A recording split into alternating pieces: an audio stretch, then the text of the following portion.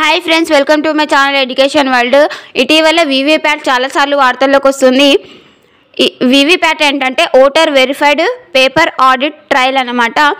EVM మిషన్లో మనం vote click చేసిన తర్వాత మనం ఎవరికి ఓటు వేసామో మనం అనుకున్న అభ్యర్థికి పడిందా లేదా అని చెప్పి కన్ఫర్మేషన్గా పక్కనున్న మిషన్లో కనిపిస్తుంది. అదే వీవీప్యాట్. అయితే వీవీప్యాట్లను కూడా 100% లెక్కించాల్సిందే అని చెప్పి సుప్రీంకోర్టులో కేసు వేయడం జరిగింది. దానిపై సుప్రీంకోర్టు దీనిలో మేము ఇన్వాల్వ్ కాలేమని తీర్పు ఇచ్చేసింది.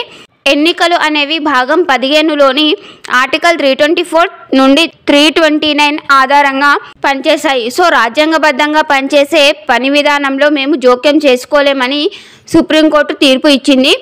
అయితే ఇటీవల ఇంకోసారి ఈ వీవీప్యాట్ వార్తల్లోకి వచ్చింది. ఏంటంటే రైట్ టు ఇన్ఫర్మేషన్ యాక్ట్ 2005 ప్రకారం ఒక పౌరుడు ఈవీఎం వీవీప్యాట్ విడి పరికరాల తయారీదారుల వివరాలను బహిర్గతం చేయాలని చెప్పి వారికి సంబంధించిన ఇన్ఫర్మేషన్ చెప్పాలని చెప్పి ఒక యువకుడు అడగడం జరిగింది.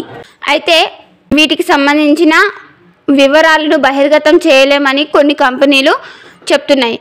ఇది రైట్ టు ఇన్ఫర్మేషన్ యాక్ట్ ఎందుకు వార్తల్లోకి వచ్చిందంటే ప్రతి పౌరుడికి భావ ప్రకటన స్వేచ్ఛలో భాగంగా సమాచారాన్ని తెలుసుకోవడం కూడా ప్రాథమిక హక్కే. అది కూడా ఒక ఫండమెంటల్ రైట్ అని చెప్పి according to article 19 clause 1 clause A. So ప్రస్తుతం ఇది దీని ఆధారంగా పనిచేస్తుంది కాబట్టి ఇక్కడ ఆర్టికల్ 19 క్లాజ్ 1 క్లాజ్ ఏ ఇంపార్టెంటే, రైట్ టు ఇన్ఫర్మేషన్ యాక్ట్ 2005 కూడా ఇంపార్టెంటే.